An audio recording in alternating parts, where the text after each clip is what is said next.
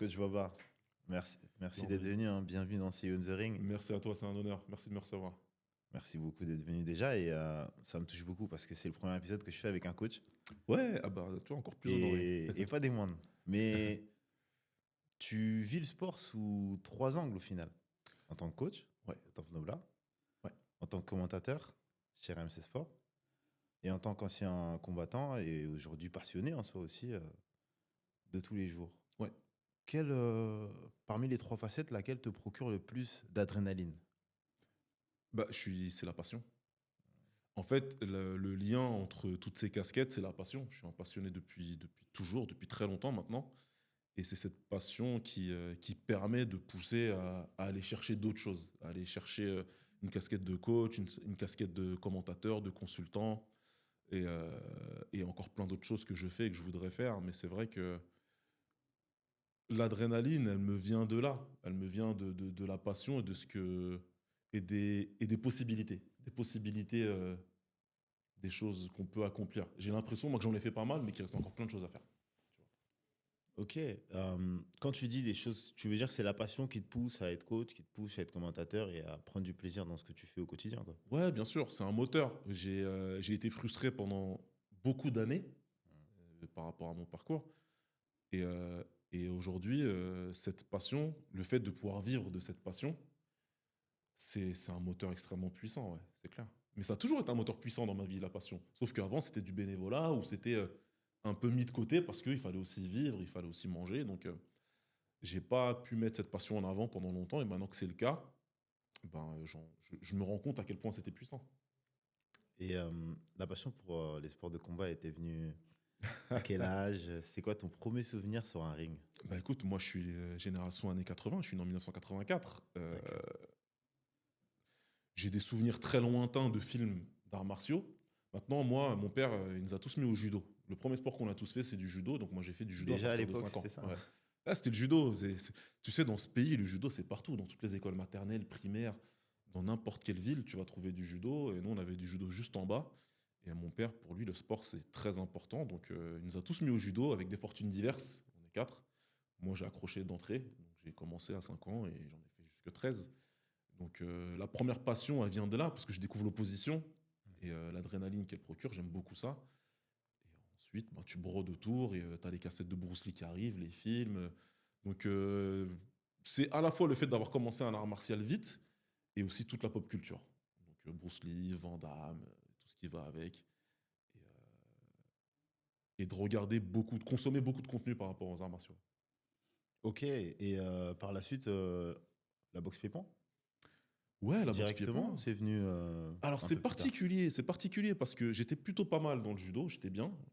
Il y avait des choses qui me plaisaient pas du Mhm. tout. C'est certains contextes. Le contexte qui a peu changé d'ailleurs. Mais voilà, j'ai été témoin de choses assez jeunes dans ma vie, des sujets liés au racisme ou des choses comme ça, D'accord. à de la discrimination en tout cas, qui ont fait que, avec mon père, moi je lui ai dit, écoute, le judo, je sais que je suis bon là-dedans, mais j'ai pas envie de continuer avec ce genre de personnes. Et lui, bah, il avait un ami qui donnait des cours de savate à Saint-Ouen, parce que moi j'ai grandi dans la ville de Saint-Ouen. Donc j'ai été fait un cours de savate, j'ai plutôt bien aimé, mais il y avait un mec dans la salle d'en bas qui envoyait des coups. Moi, j'entendais le sac. Boah, boah. Et il y a un mec qui donne des middle sur le sac. Je lui demande qu'est-ce que c'est. Il me dit c'est la boxe taille. Et moi, je me rappelle dans Bloodsport, le mec avec la dégaine. Je Ouais. dis ah ouais, putain, ouais, c'est le mec de Bloodsport, la boxe taille. Et il me dit le cours, il commence dans 5 minutes, si tu veux essayer. Et ce mec-là, c'est Danny Bill. Mais Donc non, moi, je ok. tombe dedans. Lui, il a la dégaine, il a le truc, il a une énergie, tu vois. Et je me dis ok, c'est ce que je veux faire, c'est bon quoi. Le premier entraînement, je me fais monter en l'air, mais je kiffe. Je kiffe, j'accroche et je décide que je veux en faire, même si j'ai fait plein d'autres sports à côté, parce que j'étais très actif. Mais c'était à partir de là, ça a été un fil rouge qui est encore présent aujourd'hui. Ouais. C'était à l'adolescence, ça, du coup. J'avais 13 ans ouais, quand j'ai commencé. Ah, donc tu as directement switché du judo Ouais, du et judo. tu as cherché, comme tu me disais, Alors, avec ton père, un autre je sport de combat. te passe toutes les années collège. Nous, on avait l'AS collège. Je sais pas si tu as connu ça. Ouais, j'ai connu Ok. ça aussi. Je sais pas, je pense que c'était. Je crois que ma sœur, qui est née en 2002, c'était les dernières générations. Ok. Ils nous corrigeront, au pire, les Voilà, plus c'est ça. jeunes. Bah, nous, c'était du sport. Pour ceux qui connaissent pas, l'AS collège, pour 10 francs, tu pouvais pratiquer tous les sports que ton collège proposait. Et moi, je viens de la Seine-Saint-Denis, il y avait quand même pas mal de sports. J'ai tout essayé, moi, Landry. Du ping-pong au basket, à la natation. Je voulais faire quelque chose. Et donc, j'ai fait tous ces sports-là pendant 2 3 ans, tout en allant à la boxe de temps en temps. J'y allais de temps en temps. J'étais pas D'accord. régulier. J'ai fait du foot parce que tous les mecs de mon quartier faisaient du foot. Tous les mecs de ma génération en faisaient. Et si je voulais rester avec mes potes, il fallait que je fasse du foot. J'en ai fait 2 ans. Je suis un très mauvais perdant. En tout cas, je l'étais. Et j'étais pas du tout fait pour les sports co, tout simplement. Donc, j'ai tenu 2 ans. Et puis après, j'ai décidé que j'allais faire que du sport de combat et donc que de la boxe. Donc, on va dire qu'à partir de 15 ans, je me suis focus 100% sur la boxe. Ça me permet de rebondir sur une chose que m'a dit le premier invité, Harold. Ouais. Pour lui, même si on pourrait dire qu'il a commencé plus tard, hein, la boxe à l'âge adulte, c'est un sport de la maturité. Là, tu me dis que toi, ça a 15 ans Ouais. où tu as vraiment senti que, bon, ok, je vais me mettre à la boxe sérieusement. Est-ce que tu penses que c'est un sport qui demande de la maturité pour être pratiqué assidûment? Bien sûr que de manière générale, on va pas demander à un enfant de 9 ans d'être hyper actif Oui. dans un sport de combat ou même dans tout autre sport. Le but, c'est d'apprendre à s'entraîner déjà à un certain âge, prendre du plaisir tout petit et par la suite apprendre la compétition à l'âge préadolescent, voire adolescent. Mais toi, là, tu me dis qu'à 15 ans, tu as pris cette décision. Est-ce que tu aurais pu la prendre à 10 ans? Est-ce que tu penses que c'est plutôt un sport qui est fait pour être pratiqué assidûment à l'âge un peu plus avancé? Ouais, je pense que tu peux commencer très tôt. Et il y a plein de gens qui commencent ce sport très tôt. Je peux te donner l'exemple le plus proche de moi, c'est mon fils, qui fait de la boxe thaï depuis qu'il sait marcher, mais bon, c'est un cas particulier. Mais c'est vrai que moi, si tu veux, je conscientisais beaucoup les choses et beaucoup le sport. Donc c'était mieux pour moi d'avoir cet âge de maturité pour pouvoir le pratiquer de façon aussi assidue que ça. Sinon, c'est très mécanique. Moi, j'avais besoin de comprendre les choses et surtout, j'avais besoin d'identifier un chemin de progression le plus loin possible, le plus haut possible.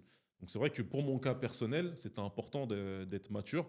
La deuxième chose, c'est que en tout cas à l'époque, on va pas se mentir, je suis désolé aux coachs de la génération d'avant moi, on n'était pas super bon dans la pédagogie, les coachs n'étaient pas super géniaux dans ça. Enfin, ils étaient pédagogues dans l'apprentissage, mais pour le reste, c'était bof. Moi, j'arrive dans la plus grande... À l'époque, c'est le club numéro 1 en France, qui s'appelle le RM Boxing, qui était géré par Rachid Sadi. Il y avait 12 champions d'Europe ou du monde, Ok. et on était 200 élèves. Alors, faut venir, tu regardes le truc, tu te dis, il va pas s'occuper de moi, en fait, hein. Il faut que je fasse mes entraînements, que j'arrive à progresser, que j'arrive par mimétisme, par observation, voir des choses. Et lui, en fait, c'est comme ça que ça fonctionnait. Au bout d'un moment, il y a des mecs de la salle qui finissaient par lui dire, le petit là-bas, tu devrais le regarder parce qu'il est bon, tu vois. Et c'est là ensuite que tu pouvais accéder à certains paliers de progression, notamment le sacro-saint ring. Tu as accédé au ring et tout, c'était quelque chose à l'époque. Donc, ouais, c'est moi pour mon cas personnel, oui, je trouve que c'est un sport où c'est intéressant de pratiquer quand tu as une certaine maturité. Ceci étant, euh, je dis toujours que c'est un sport pour tout le monde. La boxe, c'est un sport pour tout le monde. Il appartient à personne ce sport, c'est très important. Et de 7 à 77 ans, l'important c'est que tu commences et ce sera très bien. Ok. Ouais, je pense que c'est une question de type de pratique après. C'est la pratique Exactement. compétitive ou pas. Et si tu le prends plus pour comme un loisir ou plutôt comme un sport qui te permet de rester en forme. Ouais. Et par la suite, t'en es arrivé jusqu'à où avec la boxe? Jusqu'à quel niveau, on va dire, de pratique? T'as avancé dans ta carrière? De quelle manière? Ma carrière était assez courte, Landry. C'était une grande frustration jusqu'à il n'y a pas longtemps, mais j'ai eu une carrière courte. Je me suis entraîné avec des gens très très forts. Le truc, c'est que j'étais aussi très bon à l'école. Ça marchait très bien pour moi. Moi, j'ai eu une année d'avance. J'ai sauté le CE2. Donc, j'essayais de mener les deux choses de concert. Mon père, c'est quelqu'un qui était très proche de nous, mais du coup, il nous suivait de très près. Alors, ça a des avantages, évidemment, en termes d'éducation. Ça a aussi certains inconvénients quand tu es jeune, évidemment. Tu ne peux pas être autant scruté que ça, Je tu te vois. comprends bien, t'inquiète. Donc mon père, à un moment, il m'a demandé clairement de choisir en fait. Il m'a dit en fait, c'est soit tu choisis une carrière sportive, soit tu essayes d'exploiter le potentiel que tu as et que tu montres pendant tes études en fait. Moi, je ne savais pas choisir. Moi, déjà à cette époque, c'était pourquoi tu me demandes de choisir? Pourquoi je ne peux pas faire les deux en fait? Laisse-moi faire les deux. J'ai essayé de faire les deux. Il se trouve que moi, mon corps m'a rapidement montré ses limites. Tout simplement, en fait. Tout simplement. Mon corps, il répondait pas comme je le voulais. Comme je te l'ai dit, j'ai conscientisé très vite la pratique. Hmm. J'ai vu comment il fallait faire pour avoir le haut niveau. J'observais beaucoup, je regardais beaucoup de choses. J'étais déjà quand même pas mal boulimique. J'étais limité par le fait que c'était à l'époque encore des cassettes ou des DVD. Ma limite allait être levée, merci beaucoup, à partir de 2003, avec l'arrivée d'Internet. Mais à ce moment-là, moi, je sais ce qu'il faut pour le haut niveau. Je sais que mon corps ne peut pas suivre. Donc, j'essaye au maximum. Je fais mes classes. Je fais champion de France classe D, champion de France classe C. Je fais mes combats en classe B. Je ne fais pas de titre. Je passe en classe A à l'étranger, en Belgique notamment. Donc, je fais mes combats professionnels. Mais mon corps ne peut pas suivre. Et là, je me pète complètement le genou. Ce n'est pas les croisés. Ça s'appelle la tubérosité tibiale pour les médecins qui nous regardent. Et donc, je me blesse assez gravement. Et là, je comprends que c'est terminé. Là, je comprends que même en revenant, tu vois, ce sera différent pour plein de raisons. Mais ma carrière, elle s'arrête net, en fait. Elle s'arrête net et je pars à l'étranger, je reviens. Et là, j'ai 21 ans et je me dis, bon, qu'est-ce que je fais, quoi? Est-ce que je Ah, c'est reprends? tôt. Est-ce que j'essaye de revenir, de continuer? Ou est-ce que il y a un autre aspect qui me plaît déjà beaucoup, que je peux peut-être explorer? C'était de coacher. C'était de devenir assistant de mon coach. Et ça me plaisait beaucoup, tu vois. Et je dis, tu sais quoi, essaye, en fait. Explore ça. Et de l'autre côté, de toute façon, tu as des opportunités de travail qui sont intéressantes.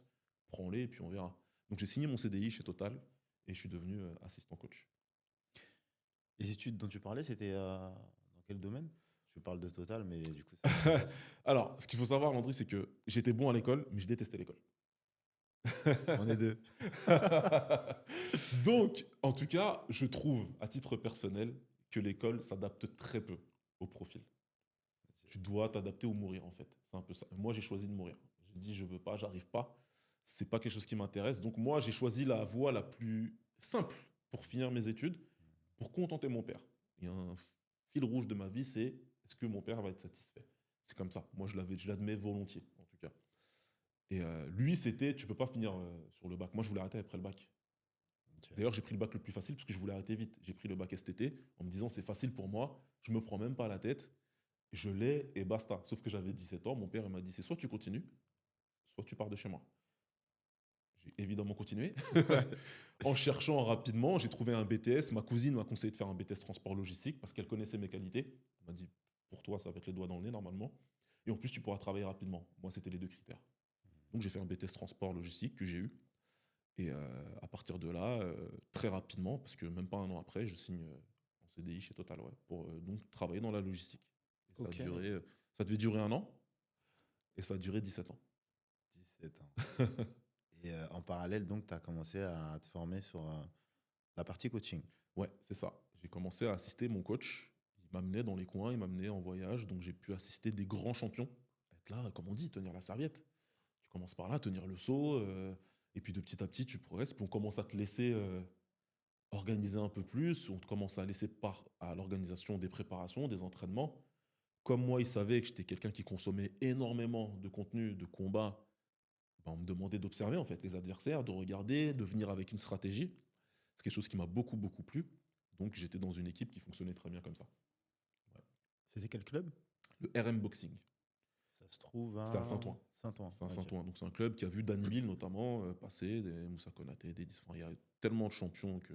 Au final, c'est le club dont tu parlais juste avant. Ouais, c'est celui-là, Ouais, c'est celui-là. c'est Moi, ça. j'ai commencé ma carrière de coach là-bas, Ok. avant de partir. Jusqu'en 2008, en tout cas, j'étais là-bas. Ouais. Hmm.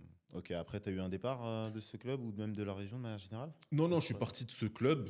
On est pas mal à être parti de ce club pour plusieurs raisons, mais la raison principale, c'est qu'on voulait de l'indépendance, tout simplement. C'était pas si simple que ça avec le coach de l'époque. On avait des petits problèmes. Moi, en plus, un de mes gars avec qui j'étais tout le temps, avec qui on est l'autre assistant coach, si tu veux, bah, il est décédé tragiquement dans un accident. D'accord. Donc c'était difficile pour moi de retourner dans cette salle. Et en même temps, il y avait déjà quelques problèmes. Et le boxeur principal qu'on aidait à se préparer, lui, il venait d'être champion du monde. Il comptait pas poursuivre plus que ça.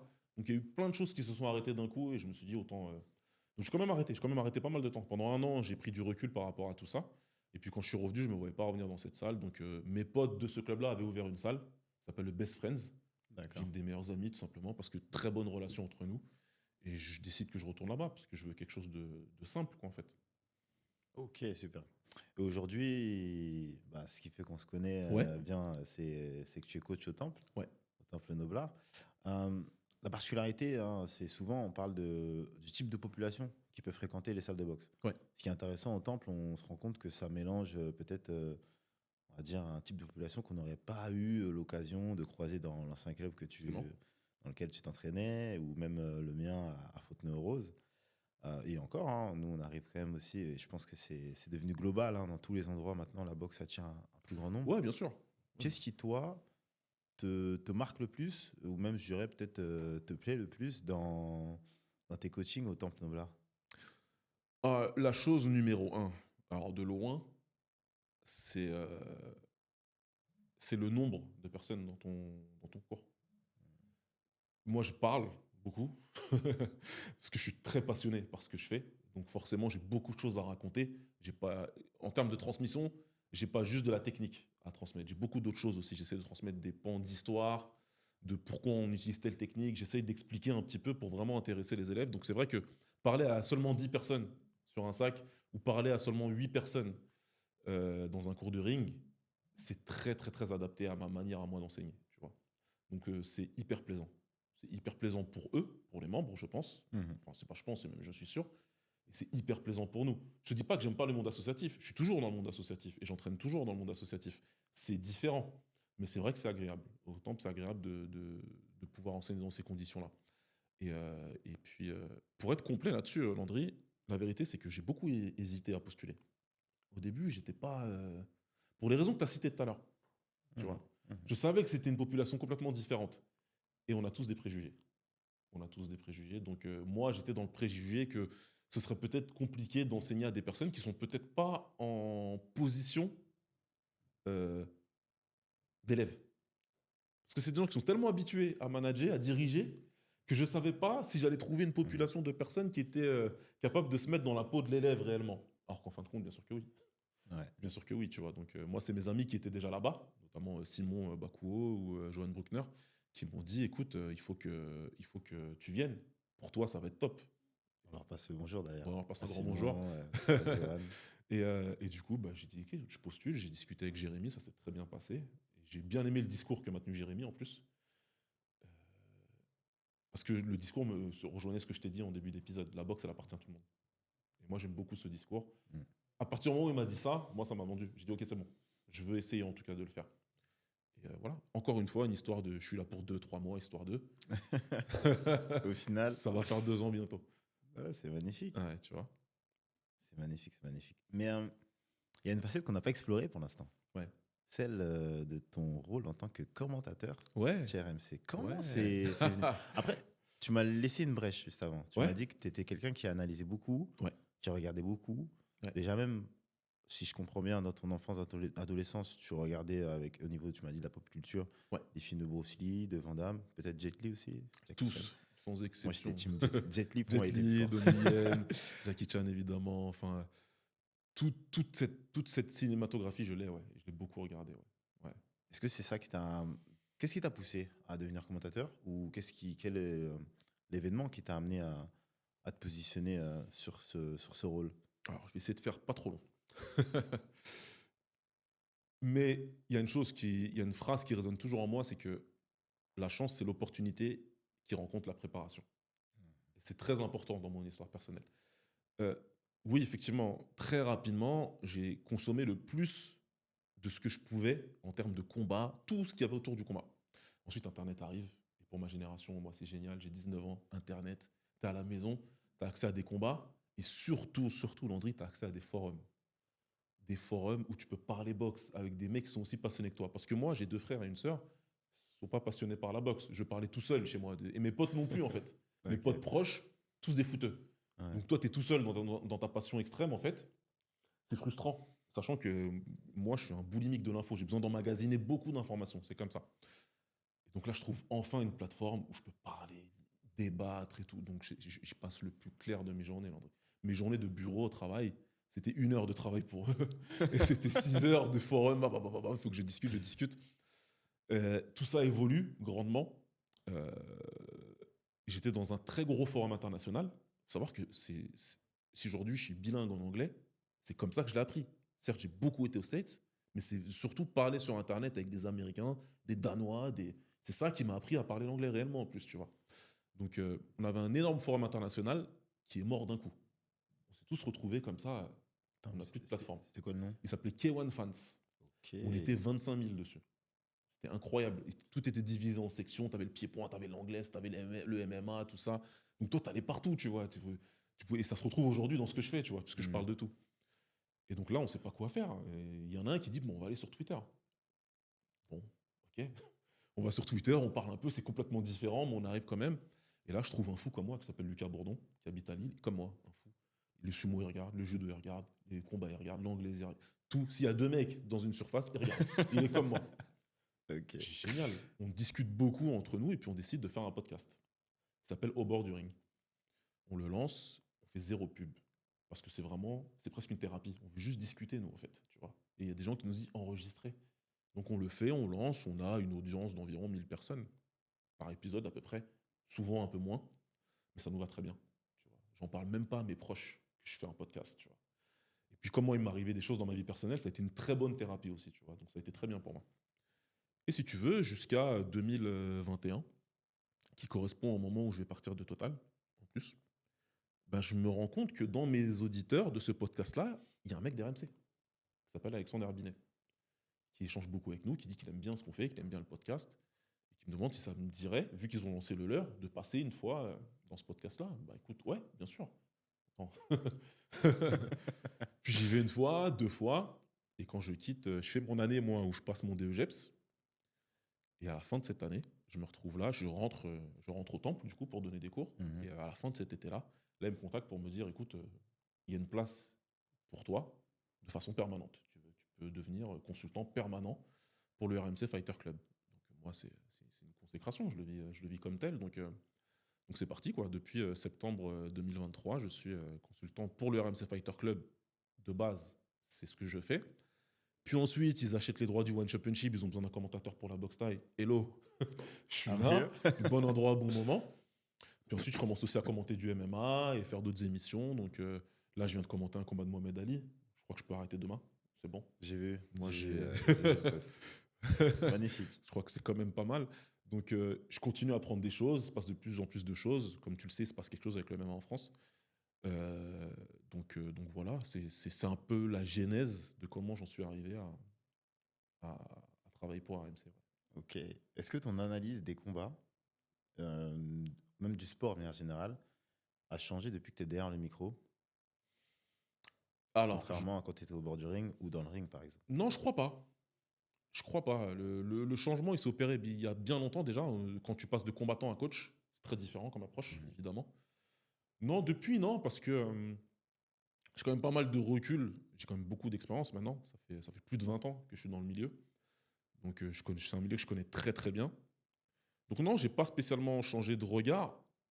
C'est même moi qui essaye de dire à ceux qui viennent de rentrer dans ce monde, puisque les médias viennent de rentrer dans ce monde-là réellement. RMC Sport notamment, et plein d'autres players qui arrivent pour prendre l'expansion du MMA en cours et qui sont surpris de certaines pratiques. C'est plutôt moi qui leur dis non, mais ça, c'est comme ça depuis toujours, quoi. Donc, il faut vous adapter. Et puis, écoute, on a une particularité française, des fois dans le bien, des fois dans le mal, mais il faut s'adapter. Ouais. Donc, moi, non, j'ai pas de changement, non. Ok. Et est-ce que tu as un moment qui t'a marqué depuis que tu es passé chez RMC Sport au RMC Fighter Club ou même dans les combats que tu as pu commenter? Alors, il y en a pas mal, mais si je dois. Peut-être un top je- 3. Non, ouais, pourquoi pas. Non, non, mais je peux en garder un. Je peux en garder qu'un seul. Ok. C'est quand on a interviewé Francis Ngannou. D'accord, ouais. Ouais. C'est vrai que ça en jette. C'est vrai qu'il est Moi, dur. pour le coup, je suis pas spécialement impressionnable. Parce que déjà, encore une fois, je côtoie un milieu où c'est facile de rencontrer tes stars. La boxe, c'est très facile. Tu vas dans un gala, tu vas rencontrer le champion de France ou le champion d'Europe. C'est très facile de les rencontrer, les combattants, en fait. Donc, tu as très vite j'ai rencontré mes héros, c'est bon, quoi, tu vois. Mais Francis, ce qu'il dégage en tant que personne, là, tu comprends que tu fais une interview qui va au-delà du sport. Et là, ouais, petite pression, ouais. Quand tu commences, tu dis, faut pas se foirer, quoi. Faut, faut essayer de lui rendre hommage à ce mec, faut essayer de le mettre dans les meilleures conditions pour le tirer le meilleur de lui. Et franchement, ouais, j'ai stressé un tout petit peu, ouais.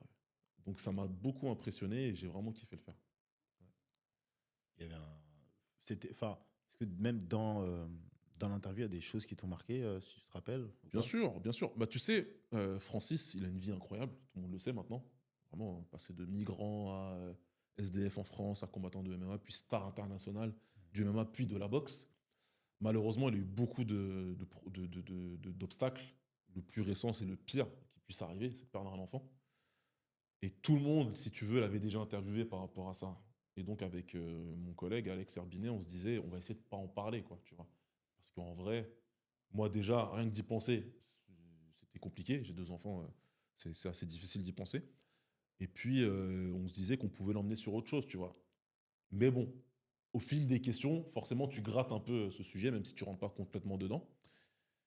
Et bah, la dignité et la force qu'il arrive à dégager à ce moment-là, c'est extrêmement impressionnant. C'est le plus grand moment que j'ai vécu depuis que je fais ça. Vraiment. Ok. C'est très intérieur, tu vois. Ouais, bien sûr. Moi, je le vis comme je le vis, Alex, il le vit comme il le vit, et puis Francis, il l'exprime comme il l'exprime. Donc, je suis pas là en train de, tu vois, t'es pas là en train de montrer quelque chose. Mais c'est quelque chose auquel j'ai pensé plusieurs jours après, ouais, tu vois, pendant plusieurs jours. Il m'a vraiment marqué, ouais. Ouais, et puis c'est jamais, enfin, c'est jamais facile, surtout quand, comme toi, on est père de famille et derrière, je pense Ouais. que enfin, tu peux pas comprendre, mais en tout cas, tu peux imaginer. Tu imagines, et encore, tu vois, quand tu te l'imagines 2 secondes, tu essaies de te sortir ça de la tête. Tu Ouais, vois, tu c'est veux clair. même pas y penser, quoi. Tellement pour le coup, pareil, tu vois, je suis pas impressionnable, je suis pas spécialement, en tout cas, mes émotions sortent très peu, mais rien que d'y penser, ouais, ça te fait monter les larmes aux yeux parce que putain, quoi. Que peut-il t'arriver de pire? Et pour parler d'interview, Ouais. comment on se prépare à commenter un combat en direct? Ah, ouf, on va prendre mon exemple, Landry. Moi, je veux bien parce que, en tout cas, j'ai déjà écouté et regardé plusieurs fois. Ouais, Bah, je suis un des auditeurs je sais, réguliers et de merci beaucoup. RMC Fighter Et Club merci beaucoup. et j'aime beaucoup. Et je pour tout te dire, il y a aussi parce qu'on est proches, mais c'est grâce à toi que je me suis mis à regarder beaucoup plus de pieds-points. Ce que je ne faisais Ah, oh, comment ça pas me fait du plaisir. tout. Ah, ça me fait Parce que- tellement plaisir ce que Et tu me dis. grâce en regardant le One Ah, Championship, je commençais à génial. regarder, Ah, super leg, je je suis disais, ah super. ouais, c'est Ah. stylé. Je commençais même à me dire, coach, tu veux pas, on met Ah. on a les chaussures là. Suivez l'exemple de Landry, s'il vous plaît. Bah écoute, c'est particulier, Landry. Je suis extrêmement passionné par ce que je fais. Moi, je regarde pas de foot. C'est madame qui est contente. Euh, je consomme très peu les autres sports. Très peu. Les JO, j'aime bien regarder parce que voilà, j'aime bien le sport en général. Mais par contre, moi, quand ma télé est allumée, 99% du temps, c'est de la bagarre qui est sur ma télé. J'ai la chance de partager le quotidien d'une personne qui aime aussi regarder des combats et qui pratique, au temple d'ailleurs. Pour moi, c'est cool. Il y en a qui auraient l'impression d'amener du travail à la maison. Moi, j'amène ma maison au travail. C'est pas la même chose en fait. Donc depuis petit, on a tous un super pouvoir dans la vie. On a tous un super talent, Landry, je pense. Moi, c'est comme ça que je le vois en tout cas. Moi, mon super talent, mon super pouvoir, c'est celui-ci. C'est d'avoir une mémoire photographique qui me surprend même moi. Si j'ai vu, c'est bon. Ça reste dans ma tête. Et ensuite, ça s'organise tout seul. Je te garantis que la magie, elle opère comme ça. Mes pensées s'organisent toutes seules. J'ai probablement un cerveau qui est très analytique. Ça me permet de tout mettre dans les cases qu'il faut, d'analyser. Et quand j'arrive au micro, j'arrive le matin, eh ben, c'est parti, quoi. En fait, ça s'exprime comme je veux que ça s'exprime. Ça sort comme ça, tu vois. Donc, j'en vois qui ont des notes, j'en vois qui ont des trucs. Ça va dépendre de comment toi, tu fonctionnes. Moi, en tout cas, ça fonctionne bien comme ça. Maintenant, mon cerveau, j'entraîne beaucoup. Comme je te l'ai dit, je regarde beaucoup de choses, je lis énormément. Parce que j'aime beaucoup les articles, j'aime beaucoup la presse écrite, moi. Donc, je lis beaucoup d'articles. Euh, donc, il faut entraîner, il faut garder ce talent-là le plus vivant possible. Mais j'ai pas beaucoup de besoin de préparation. Ma préparation, c'est de regarder, en fait. Une fois que c'est regardé, c'est bon.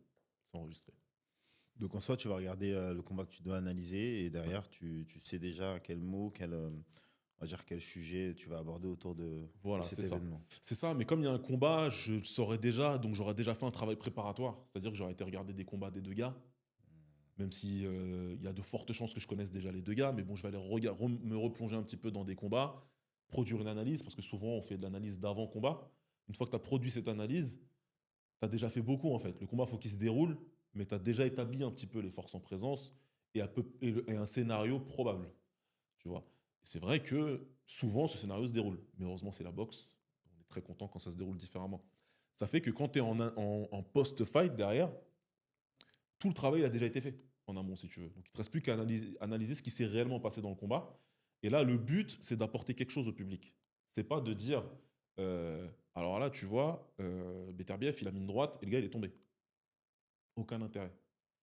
Comment? Qu'est-ce qui s'est passé? Comment il a été en capacité d'envoyer ce bras arrière à ce moment-là pour qu'il touche? Et ben en fait, c'est parce que Beterbiev, il se déplace comme ça, il analyse comme ça, c'est un contreur, il était sur sa jambe arrière, il était bien, etc. Donner des clés en fait d'analyse qui permettent aux gens de se dire, de la même manière, je comprends pourquoi Messi, quand il frappe, ça va dans la lucarne à chaque fois. Euh, c'est des choses. Moi, j'aime beaucoup, je te l'ai dit, je conscientise beaucoup les sports. Et moi, j'aime les obsessionnels. J'adore ça, en fait. Intersport, ça m'a montré des gars comme Johnny Wilkinson, le rugbyman Ouais. anglais qui a réussi son drop en finale des championnats du monde à la toute dernière seconde. Et on te dit, ouais, la chance, tu comprends, ouais, c'est génial. Mais le mec, c'est un taré. À la fin de l'entraînement, il prend son ballon. Il vise pas les poteaux de rugby. Il vise les poteaux des filets qui maintiennent le stade, les plus fins, là. Pied droit, pied gauche. Il fait ça pendant 1 heure. Et ensuite, il s'amuse à mettre la poubelle à 80 mètres, poubelle de rue, et à voir en combien d'essais il arrive avec son pied à frapper le ballon de rugby dans la poubelle. Alors, excusez-moi, la chance, faut pas m'en parler là. Je ne sais pas. Tu vois? Et donc, moi, j'essaie de transmettre ça aux gens. Parce que j'ai cette obsession-là, en fait. Ça me fait penser à. Il y en a beaucoup d'exemples au basket. Ouais, bah oui. Mamba Mentality, Kobe Bryant, c'est incroyable. Paix à son âme, mais incroyable, tu vois. Et c'est des mecs qui ont tellement travaillé qu'ils ont élevé le travail au rang d'art. Et moi, je suis pas un talentueux. Donc moi, ça me parle, tu vois. Mes talents, ils sont dedans. Physiquement, il fallait que je travaille, moi. Il y a des mecs, tu les connais, tu les vois à la boxe. Et j'en vois au temple, hein, des fois. Hmm. Des fois, tu arrives, comme tu le sais, on nous demande au début du cours. Salut, ça va, je m'appelle Baba, je fais de la boxe depuis tant, je suis coach depuis tant. Et toi, alors? Ouais, c'est mon premier cours. Puis le mec, tu vois bouger, c'est ton premier cours. T'es sûr de ça? Et tu le sais. Tu sais que lui, c'est bon. Tu le vois dans 2 mois, déjà, il est sur du sparring light. Et dans 6 mois, il est au gala du temple. Et d'ailleurs, ouais, ça m'est arrivé. Ça m'est arrivé 3 fois cette année, là, de septembre à janvier. Il y a 3 personnes, enfin 3 membres. Incroyable. 2 que j'avais en coaching privé Ouais. et en peu de temps, même troisième cours. Oh, on monte sur le ring, Landry? Ouais, vas-y. Mets les gants, Landry. Ah, ok. Ouais. Vas-y, monte-moi et j'essaye de faire ton exercice, mais avec. Tu mets de la vitesse?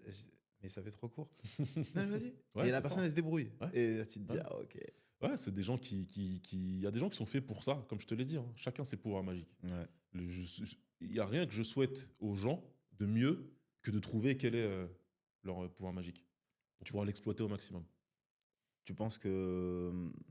Bah, c'est intéressant ça, parce que tu vois, la manière. J'ai l'impression que ce que tu viens d'expliquer là, c'est un petit peu ta création à toi, ta manière de créer. Ouais, ouais, Après, on peut créer dans plein de domaines bien sûr. différents.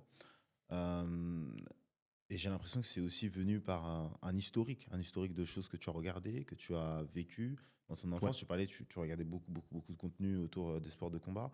Est-ce que tu penses que ce talent ou ce pouvoir magique, pour le trouver, si on ne sait pas de quel il s'agit, il faut aller retourner un petit peu dans son enfance, voir quelles ont été peut-être les activités, les choses qui nous ont passionnés, et essayer de voir si on peut un petit peu ressasser le tout et piocher dans les activités qu'on faisait au quotidien à cette époque Bien sûr. pour trouver quelque chose qui va nous rendre plus grands derrière. Bien sûr. Après, il faut juste comprendre que ça prend des formes multiples. Donc, c'est important d'aller piocher dans l'enfance ou dans l'adolescence pour comprendre ce qui va te passionner en tant qu'adulte. Tu vois? Je vais pas te dire que quand tu étais enfant, tu étais passionné par le marketing. Tu vois ce que je veux dire? Par contre, moi, c'était une autre. J'aurais probablement terminé dans le Ouais, marketing. Si j'avais pas fait de la logistique et que j'avais pris mes études au sérieux, c'est sûr et certain que j'aurais fait du marketing. Moi, j'ai grandi à Saint-Ouen, à 300 mètres du marché aux puces. grave. J'ai passé toute mon enfance et mon adolescence aux puces, à vendre quelque chose. Tu peux demander à mes frères, ma soeur, ils vont rigoler en voyant ça. Moi, je vendais tout. Tout ce qui était vendable et je te le vendais bien. T'en as pas besoin, je te le vends. C'était garanti. C'était mon autre talent, mais ça, j'étais un fruit de mon environnement, en fait, tu vois. Ok. Parce que moi, je me plaisais dans cet environnement-là. Je Hmm. kiffais voir les gens, les marchés, le truc, l'échange avec les personnes pour vendre. Moi, j'aimais beaucoup ça, tu vois. Donc c'est vrai que c'était intéressant. Mais derrière, ce qu'il fallait comprendre derrière ça, c'est que le seul truc que que je vais réussir à te dire là que j'aimais bien me donner en spectacle, quelque part. En tout cas, j'aimais bien l'échange public, j'aimais J'ai bien essayé de ça. creuser, mais je savais que tu Tu vois? allais me dire ça. Donc à partir de là, ça me surprend pas du tout qu'arrivé aujourd'hui, peu importe ce qu'on me demande, ça me pose pas de problème, ça me stresse pas. Quand Jérémy me contacte, Jérémy Denis, parce que c'est vrai qu'on parle en prénom et tout. C'est vrai, c'est vrai. Et on lui Directeur passe aussi le sportif, bonjour à Jérémy. directeur Je sais sportif qu'il du va Temple. écouter cet épisode et ça lui Quand fera il me beaucoup. contacte pour me dire, écoute, on aime bien ce que tu fais, on aimerait bien que tu sois le speaker du gala. Moi, Jérémy, c'est pas que c'est une cage que je veux cocher, mais depuis tellement longtemps.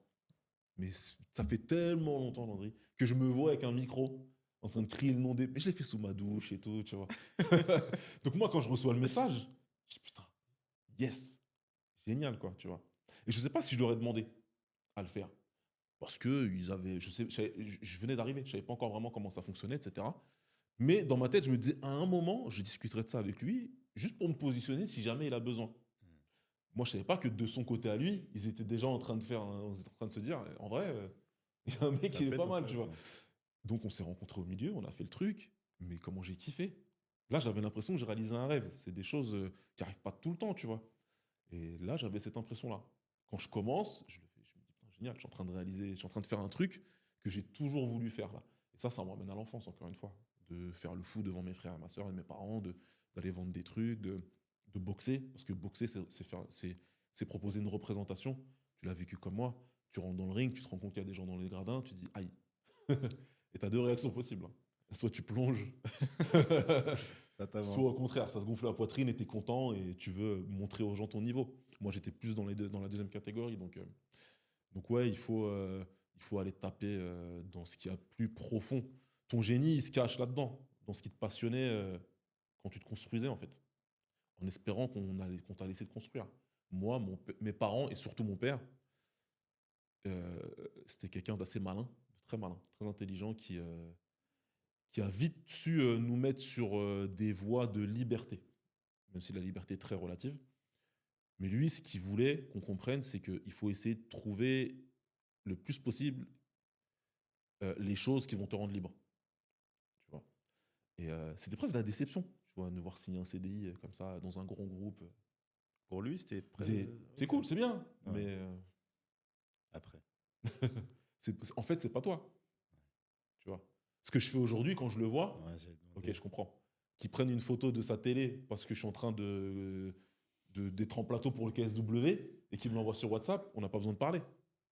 Tu vois. Là, je dis ok. Finalement, 40 ans. Bon, bah, c'est bien. Tu vois, donc, mais il faut que ça participe. C'est ce que c'est ce que j'essaye de faire avec mes enfants aujourd'hui. Ils ont 10 ans, mes jumeaux. Et j'essaie le plus possible de les pousser vers ce qui les passionne. C'est des enfants. Ça te passionne, fais. On verra après. Tu vois. Juste travaille sur la passion et puis pousse et puis on verra. Donc, les adultes qui sont peut-être un peu en difficulté aujourd'hui, qui ont besoin de savoir ce qu'ils voudraient faire, qui peut-être ce qu'ils font aujourd'hui, ça leur plaît pas, il y a des voies professionnelles par rapport à des choses qui vous passionnent. Essayez de lier les deux. Il y a des professionnels pour ça. Il y a des gens qui suivent pour t'aider à comprendre ça et vraiment prenez du recul et essayez de trouver ce que vous aimez faire. Moi, c'est le Covid qui m'a aidé, c'est le confinement.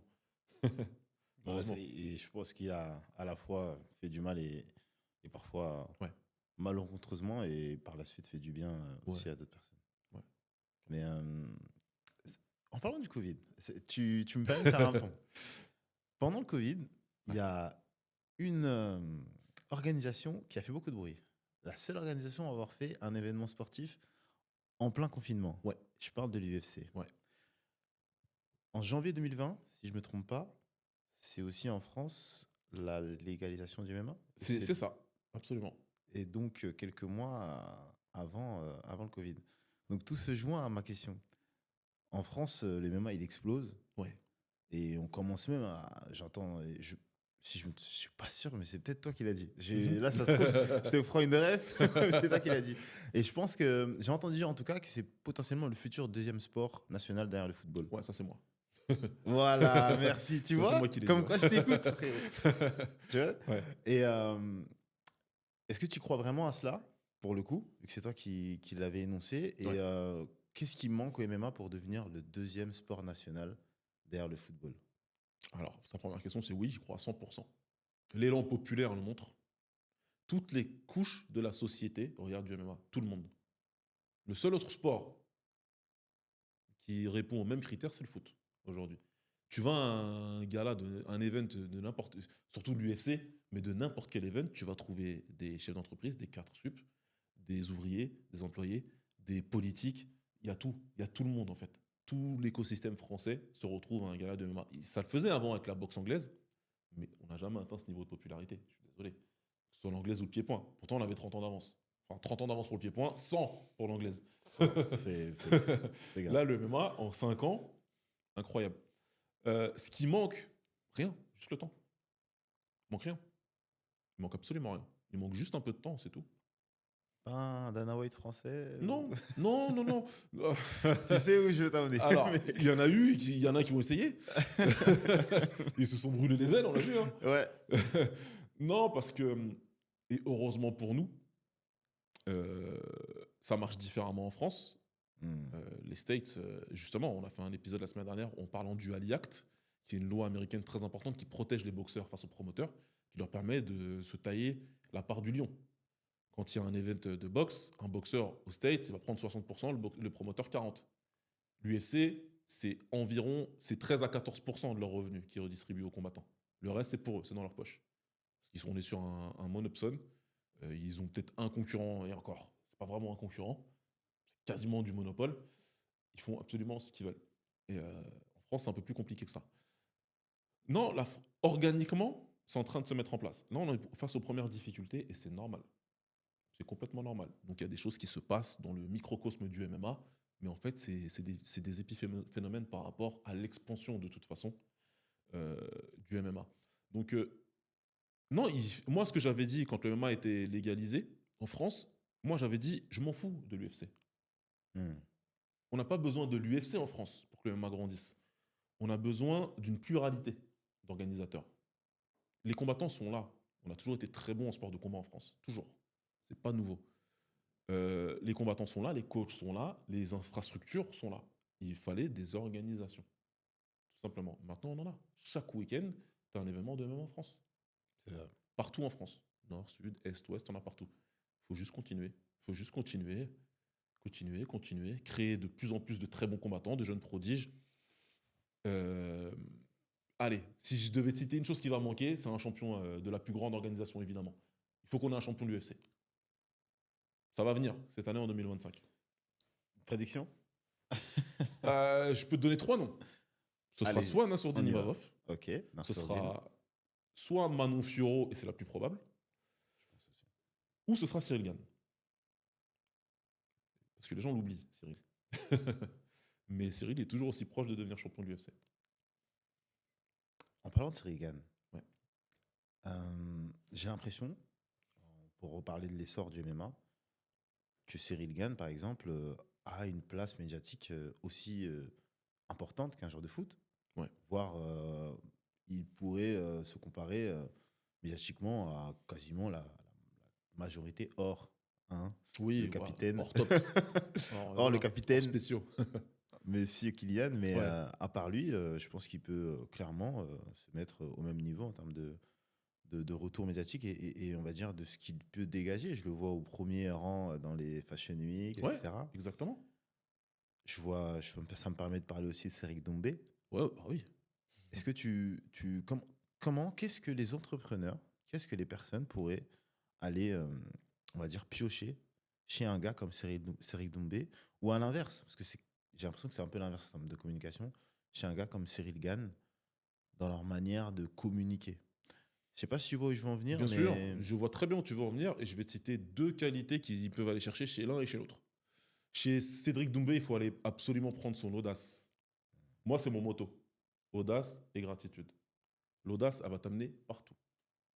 L'audace, ça va te faire réaliser tes rêves. Si te manque l'audace, ça va être compliqué. Cédric, c'est l'audacieux par définition. Et moi, Cédric, je suis sa carrière depuis ses débuts en pied-point. Donc moi, je ne l'ai pas vu arriver avec le MMA. Ce qu'il fait aujourd'hui, il le faisait à Japy. On était 300. Il arrivait avec un t-shirt. Il venait d'Angoulême avec un t-shirt. Je suis le meilleur, alors que le meilleur gagne. Nous, tu sais, Parisiens, tout Parisien qu'on est, qu'est-ce qu'il sait? C'est qui celui-là? Qu'est-ce qu'il nous veut, lui? C'est vrai. Nous, on se C'est vrai. connaît tous à Paname, on sait qui est fort, qui est, tu vois. Lui, il vient d'Angoulême, on sait qu'il a fait du full. Je suis le meilleur que le meilleur gagne. Eh, calme-toi, Coco. Sauf que le lendemain, il met KO tout le monde. On dit, oula. Il recommence un mois après. Il recommence encore un mois après. Il parle de plus en plus, mais il gagne de plus en plus. Ah, ça, c'est la vérité ultime. Conor McGregor, il est là où il est parce qu'il a parlé et qu'il a délivré. Et ça, c'est l'audace. C'est ce qu'a fait Cédric Doumbé derrière. Donc, c'est très important pour un entrepreneur d'être audacieux. C'est super important. Maintenant, chez Cyril, moi, ce qu'il dégage et ce qui est important, c'est l'authenticité, bien sûr. Il est lui-même. Hmm. C'est pas un mec, il te dit la vérité. Il n'avait jamais envisagé une carrière de combattant de MMA. Il a commencé la boxe thaï après la vingtaine parce qu'un pote à lui de BTS y allait. C'est comme ça qu'il a commencé. Mais c'est un mec ultra athlétique, doué pour les sports, qui a vite accroché avec la boxe thaï. En un an, il est devenu champion de France pro. En 3 ans, il est en MMA. Et à la fin de cette 3e année, il était champion intérim de l'UFC. C'est ouf. C'est un parcours, tu vois, ça, et il est resté authentique. Même Hmm. quand c'est devenu plus compliqué médiatiquement, parce qu'il a perdu, et c'est comme ça, les gens sont très versatiles. Il s'est un petit peu imposé un blackout médiatique, parce que c'était pas simple à gérer, mais il a continué à faire ses trucs de gamer, il a streamé ses trucs, parce que c'est quelqu'un d'authentique, je trouve en tout cas, et qui a essayé de rester le plus authentique possible. Et alors, je suis désolé, ça va peut-être pas plaire à tout le monde, ce que je vais te dire, Landry, mais l'authenticité, c'est ce qui manque aujourd'hui, pour moi, dans l'entrepreneuriat. On a un outil intéressant, qui est LinkedIn. Personnellement, j'ai dû beaucoup de mal à accrocher parce que je ne sais pas de l'authenticité que je perçois de beaucoup de messages qui sont véhiculés dedans. C'est beaucoup des codes. C'est beaucoup des codes qui sont utilisés et réutilisés. Il faut que ton message soit comme ça, il faut qu'il y ait tel émoticône, il faut que là, c'est pas de l'authenticité ça. Moi, j'ai pas besoin de ça pour lire un message. Il y en a qui ont besoin de ça apparemment puisque ça fonctionne. Moi, j'ai pas besoin que tu mettes un émoticône à la fin de chaque phrase parce que c'est comme ça aujourd'hui que c'est. Moi, je comprends ceux qui le font parce Hmm. que aujourd'hui, le code, il est comme ça, tu vois. Moi, j'ai pas, moi, c'est quelque chose auquel j'ai dû beaucoup de mal à accrocher, tu vois. Donc, lui, il est très authentique et c'est quelque chose que j'aime bien. Tout comme moi, voilà, j'ai du mal. Au final, ouais, on pourrait prendre comme exemple donc l'authenticité et l'audace. Ouais, Tu, tu, euh, tu me parlais de défaite, tu me parlais de la défaite Cyril Gann. ouais, En sport de combat, j'ai l'impression que la défaite, c'est une totale remise en question pour le ouais. combattant et des critiques violentes de la part des spectateurs, voire même parfois aussi des commentateurs. Ouais. Après, tu me diras ce que toi, comment toi tu arrives à les juger à ce moment-là, mais Ouais. comment un combattant il peut, comment ils y arrivent, hein, parce que la plupart y arrivent, on parlait de Cyril Gann là, Ouais. à remonter après ce type d'échec. Et qu'est-ce que les auditeurs, auditrices, ils pourront trouver comme outil? On parlait là juste, tu as parlé à un moment donné de blackout médiatique Ouais. chez Cyril Gann et la capacité qu'il a eu à être authentique. Quel outil pourront prendre dans la vie de tous les jours? Franchement, aujourd'hui, c'est compliqué. En tout cas, pour un combattant, c'est compliqué de perdre. Parce que on est sur un sport, en tout cas en parlant du MMA, trop jeune. Et les gens, ils n'ont pas encore compris que la défaite fait partie de ces sports. La boxe anglaise, Floyd Mayweather, il y en a un. Rocky Marciano, un. Les autres ont tous perdu. En pied-point, c'est pire. Pour nous, c'est normal. Je te dis pas qu'on aime bien perdre, mais on combat tellement C'est vrai, ça. que c'est très normal. Tu combats beaucoup et à très haut niveau. Tous les mois, tu vas rencontrer un mec du top 20. C'est pas possible de tout gagner, en fait. Donc, pour nous, c'est normal. Ce qui est important, c'est comment tu rebondis. Et là, ça va être une combinaison de facteurs personnels et de facteurs collectifs. Au niveau personnel, il faut que tu puises, il faut pouvoir puiser en soi de se relever après un échec tout en étant lucide sur sa capacité à se remettre en question. Donc il faut avoir une bonne capacité de se remettre en question. L'entrepreneur, bon, je pense qu'il va se casser. C'est Harold qui le dit très bien aussi. Il passe son temps à se casser la gueule. Et ensuite, il finit par trouver une formule qui va fonctionner. Mais Harold, moi je l'ai écouté attentivement, l'épisode, il est presque déjà dans l'après. Il te parle d'après-com, il te dit, bon, je vais faire quelque chose de différent. C'est vrai. Si tu commences à en parler, c'est que tu es déjà en train de penser à l'après. Tu vois ce que je veux dire? Je ne dis pas qu'il va arrêter demain, attention.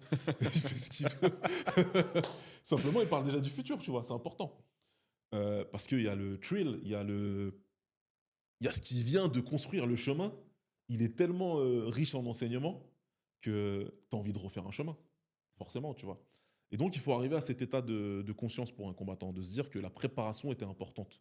Le combat, c'est une finalité, mais victoire ou défaite, il faut se remettre de toute façon au travail. Et il faut essayer d'avoir un rapport relativement détaché à l'un et à l'autre. Pour l'entrepreneur, c'est la même chose. Tu as eu une idée, tu l'as mise en œuvre, tu as essayé d'aller au bout de ton truc, ça n'a pas fonctionné, tu auras d'autres idées de toute façon. Remettre au travail. Laisse pas cet échec te définir. Tu n'es pas un mauvais entrepreneur parce que les 2 premières que tu as lancées, ça n'a pas fonctionné. Je ne vais pas me lancer dans tous les exemples de Bill Gates et compagnie, mais il y en a plein. Ouais. Il y en a plein. On le sait très bien. Donc, c'est important. Maintenant, l'importance de l'entourage, Landry, c'est primordial. C'est primordial. C'est là où le reste va se jouer. Ce que tu peux faire toi, tu vas essayer de le contrôler au maximum. Tu peux avoir des personnes qui vont te mettre 6 pieds sous terre ou tu vas avoir des personnes qui vont pouvoir t'élever et te relever en fait. Ça, c'est à toi de regarder, de faire attention à qui est autour de toi. Parce qu'il y a des personnes qui vont se réjouir du fait que tu tombes et il y a des personnes qui vont se réjouir de pouvoir te relever. C'est ces personnes-là avec qui il faut discuter. Tu vois. Les autres, il faut essayer de faire attention à les tenir à distance le plus possible. Et dans le combat, bah, tu vas avoir tes coachs, tu vas avoir tes coéquipiers qui vont être là avec toi. Tes coéquipiers vont te remettre dans ta normalité. Tu as perdu C'est samedi, tu reviens à important. l'entraînement mardi.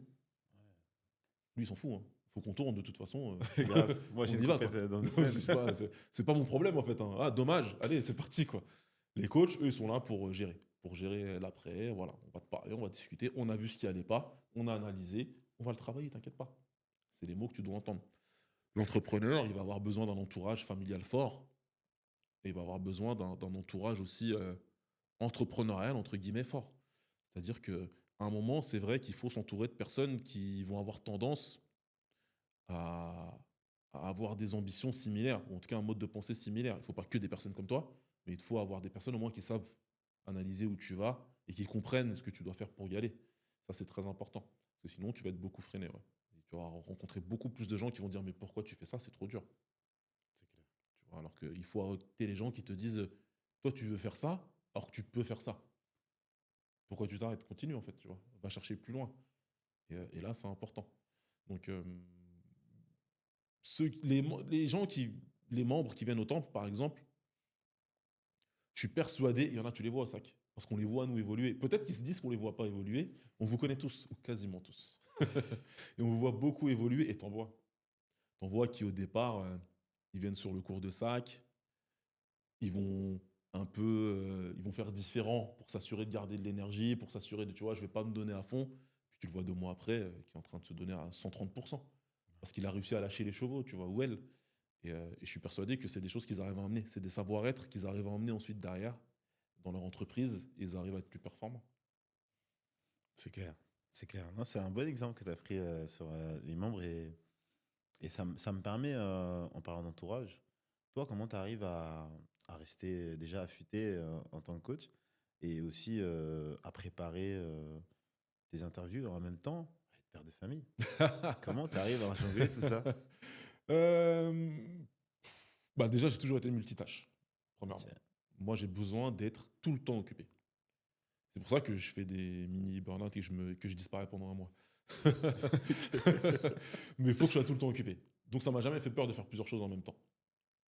Le fait d'être papa, moi, comme je le perçois comme le plus grand honneur de toute ma vie, en plus, moi j'ai des jumeaux, un garçon et une fille, donc moi j'ai été doublement honoré. Euh, Ça, c'est facile. Ça, pour moi, c'est la partie la plus facile en fait. Parce que j'ai juste à être moi-même. J'ai tellement de choses que je veux leur transmettre. Toutes ces infos que j'ai emmagasinées, Landry, je peux enfin les transmettre à quelqu'un au quotidien. Donc ça, c'est très important pour moi. Donc ça, pour moi, c'est la partie facile. Maintenant, je reste affûté en tant que coach parce que j'ai toujours beaucoup regardé de combats et de choses qui se passent autour. Et aujourd'hui, maintenant, c'est trop bien parce qu'on a plein de podcasts, on a plein d'interviews. Moi, j'aime trop ça. Donc, dès que j'ai 10 minutes, j'ai un podcast dans les oreilles. J'écoute un coach, j'écoute un boxeur, j'écoute quelqu'un en fait. J'écoute quelqu'un qui parle, qui transmet, qui partage son expérience. Et puis, des fois, je vais chercher d'autres sports, comme je te l'ai dit tout à l'heure. Donc, ça me permet de rester hyper frais. Et pour moi, c'est un élément très important. Tant que je suis frais dans ma tête, je peux continuer à coacher. Le côté commentateur, consultant, ça vient de démarrer. Même si je fais du podcast depuis 2018 maintenant. Là, ce que je vis vraiment, ça fait 1 an et demi. C'est encore bien, j'ai encore beaucoup de choses que je veux faire, j'ai encore beaucoup d'objectifs à atteindre. Donc ça, c'est pas prêt de me saouler, entre guillemets. Ouais. Le coaching, ça va faire 20 ans que je suis dedans. Là, j'ai besoin de rester frais. J'ai besoin de rester frais dans la tête, donc j'ai besoin d'avoir une approche différente. J'ai besoin de me renouveler. Le fait de passer mon DEGEP, ça a été très important, parce que j'ai rencontré des super gars qui connaissaient beaucoup de choses, qui m'ont appris beaucoup de choses. Et apprendre, c'est important. Donc je suis encore dans la transmission de ce que j'ai appris récemment, et ça me plaît beaucoup. Maintenant, c'est vrai aussi que sur cet aspect-là, je pense que j'arrive en fin de carrière. Ouais. Sur l'aspect coach, en tout cas. Ouais. Parce que j'ai fait beaucoup de choses. J'ai réussi à atteindre le niveau que moi, j'ai pas atteint en tant que boxeur. En tant que coach, j'ai été champion de France, j'ai été champion d'Europe, j'ai été champion du monde. Mes objectifs sportifs, je les ai atteints. J'aime beaucoup enseigner aux jeunes, je le fais toujours, et c'est quelque chose qui me plaît beaucoup. Et j'ai réussi à m'adapter pour enseigner à une autre population de personnes. C'était un défi que je pense que j'ai réussi à relever. Et, euh, et donc, ça me rend heureux. Et pour l'instant, j'en profite. Mais comme pour tout ce que je fais dans la vie, le jour où ça me saoulera, tu ne me verras pas sur un cours avec la tête en bas. Moi, Donc, si ça me plaît pas, j'arrête. profitez de vos cours avec Baba, parce que c'est pas que c'est bientôt fini, mais ça Pour va l'instant, pas je suis durer là. non plus Pour une l'instant, je suis éternité. là. Mais ça me permet, on est sur la fin de l'épisode, de rentrer un petit peu sur des questions un peu plus fun. Ouais, J'ai 5 questions que je pose tout le temps, dont 3 qui sont toujours les mêmes. ok. Alors, est-ce que tu es plutôt thé ou café? Café. Café. Oh mon Dieu. Un accro, mais Ok. café noir, sans sucre, au moins 5 par jour. Je Ouais. crois que c'est une parole dans Sapé comme jamais. Un café Ouais. sans sucre, j'en ai plein sur le dos. Et Ah, même voilà, la c'est ça. team, c'est Bah, la team oulala, Rambo. c'est Ça, à chaque catastrophique. fois, quelqu'un me dit Ouais. ça, je pense à ça. Non, c'est cata, c'est cata. C'est beaucoup trop, mais écoute, c'est comme ça. Moi aussi, je suis team café. Je suis devenu. Ouais. Est-ce que tu t'entraînes plutôt le matin ou le soir? Donc, début ou fin de journée? Le matin, je préfère. Ok, Ouais. super. Plutôt, bah, tu m'as un peu dit la réponse, mais on va voir. Est-ce que tu es plutôt livre, voire article, du coup, j'essaie de... ou podcast? Donc, plutôt Ah, écrit ou audio? elle est trop dure, celle-là, Landry. Elle est trop dure. Celle-là, elle est beaucoup trop dure. C'est les deux choses que je fais le plus. Je veux te répondre aujourd'hui. La vérité d'aujourd'hui, plus audio. Audio. Mais par contre, j'aime beaucoup lire. J'ai toujours adoré ça et je lis toujours beaucoup. Ok. Ouais. Une question qui va titiller. UFC ou One Championships? Championship, ça me faisait des championships. One Championship. One Championship? One Ok. Championship, c'est baba. Il y a C'est du vrai. MMA, il y a du Muay Thai, des fois il y a de l'anglaise, il y a du grappling. C'est vrai, au final, ça te ressemble parce C'est moi. que tu as tous les Il y sports a de tout combat ce que je rassemblés. veux dedans. Donc oui, le One. C'est pas parce que je le commente. C'est juste parce que ça te ressemble. Voilà. Et dernière, si tu devais commenter un seul combat, le combat de tes rêves à commenter, passé ou futur, ce serait lequel? Je viens de réaliser un rêve déjà là récemment. 2 même. Parce que j'ai commenté Ali Forman et j'ai commenté Ali Frazier. Je te donne un scoop, tu le verras dans 2 semaines. Maintenant, waouh. Franchement, je sais pas, hein, parce que commenter un combat d'Ali, c'était quelque chose. Je crois que là, avec la question que tu me poses, j'ai envie de te répondre que je l'ai réalisé, ce rêve-là. Maintenant, j'ai pas envie de te laisser comme ça. Donc, je dirais que un combat de Tyson, ouais, ça aurait été sympa. Un combat de Tyson. Tyson. Ouais. Et futur, peut-être, dans les boxeurs que tu vois, combattants que tu vois aujourd'hui? Ah bah là, c'est simple. J'ai un objectif déjà, c'est de commenter en anglais cette année. Je l'ai pas encore fait. Commenter en boxe anglaise pour RMC Sport. Donc, allô. Et écoute, ouais, non, j'aimerais commenter. Par contre, c'est pas de l'anglaise, mais j'aimerais commenter l'UFC. Ok, J'aimerais super. commenter l'UFC, ouais. Ouais. C'est pas quelque chose que je fais. Aujourd'hui, il y a un duo très établi, Antoine Simon et Taylor Lapidus, qui est combattant l'UFC. Mais voilà, un jour où Taylor il sera sur la carte, peut-être que je viendrai le faire. Passe aussi le coup de fil, du coup. Ouais. Et donc, pour finir, j'aime bien poser une question par rapport à une phrase qui pourrait donner du sens. Si tu devais décrire un beau combat en un mot ou une phrase, ça serait quoi? Euh, un beau combat pour moi, en tout cas. c'est c'est le combat où le noblard s'exprime, donc un combat technique. Un Ok. beau combat technique. C'est ça pour moi, beau combat. Combat technique. Ouais. Ok. Qui est-ce que tu penses que je devrais inviter dans See You on the Ring? Oh, je peux te donner 100 noms, là. C'est le premier Euh, qui te vient en tête, hein, au hasard. Non, laisse-moi te donner quelqu'un qui vraiment va m'intéresser. On va essayer de trouver en plus un CEO. Bon, il y en a qui arrivent, et moi je le sais parce que tu me l'as dit, et qui sont très intéressants, n'est-ce pas? Mais hey, écoute, si tu arrives à l'avoir, j'aimerais bien, moi, Laurent Salvaudon, qui était l'ancien directeur de la rédaction de RMC Sport, et qui est l'architecte, selon moi, de comment le MMA est diffusé en France aujourd'hui. Laurent Salvaudon. Ouais, Ok. j'en parlerai. Je retiens et bon, on prendra contact, on essaiera de voir s'il est intéressé. Ça Où marche. est-ce qu'on peut te retrouver? Je sais que moi, je sais beaucoup de choses sur toi, mais où est-ce que mes auditeurs, auditrices et toutes les personnes qui nous écoutent aujourd'hui pourront te retrouver? Alors, physiquement, au Temple Noblard, tous les lundis, tous les mercredis et tous les jeudis, dans plusieurs clubs différents. Alors, dans vos oreilles, sur Spotify notamment, ça va être avec le RMC Fighter Club, toutes les semaines, tous les mercredis maintenant, c'est plus le lundi d'ailleurs. Vous pouvez me retrouver sur le podcast Au bord du ring, qui est mon bébé, mon podcast à moi. Et aussi mon deuxième bébé, mon deuxième enfant, qui est Baba Versus, qui est ma chaîne d'interview, où j'interviewe des anciens combattants, des coachs, des managers, des promoteurs. Donc, vous pouvez me retrouver sur toutes les plateformes YouTube et toutes les plateformes de podcast audio. Et enfin, tous les vendredis après-midi, 13h30, pour le One Championship, aux commentaires. Donc là, pareil, c'est que ma voix. Let's go. Yes. On sera en rendez-vous en tout cas. Merci beaucoup, Landry. Merci à toi, Baba, d'être venu. Au top. Et bah, c'est un épisode qui me tient beaucoup à cœur et qui m'a fait beaucoup plaisir. Bah, écoute, merci à toi pour l'invitation. J'ai kiffé, vraiment. Longue vie vraiment à See You in the Ring. Il y a Merci. beaucoup de choses à faire, beaucoup de gens qu'on voudrait entendre. Et tu fais ça très bien. Donc, pressé de vous voir à ma place. À vous de jouer maintenant. À bientôt. C'était Ciao. See You in the Ring. Au prochain épisode.